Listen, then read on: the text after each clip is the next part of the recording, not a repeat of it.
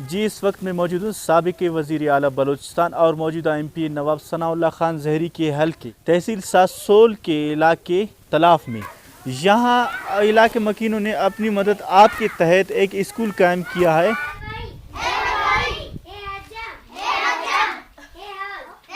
جہاں اس وقت 30 سے 35 بچے زیر تعلیم ہے. تعلیم سے محبت کا انوکھا کھیل علاقہ مکین نے اپنے گھر کو ہی اسکول بنا دیا.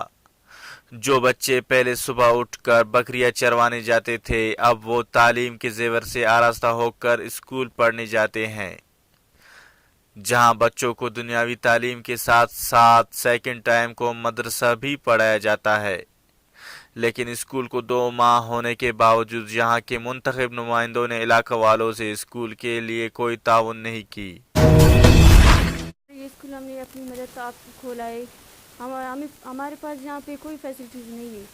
یہ ہم خود سے کر رہے. ایک کمرے میں ہم پڑھا رہے بچوں کو. ان بچوں کو پڑھنے کا بہت شوق ہے لیکن یہاں پہ وہ فیسلٹیز نہیں ہے کہ یہاں پہ بچے پڑھ سکیں. یہاں پہ اسکول بھی نہیں ہے.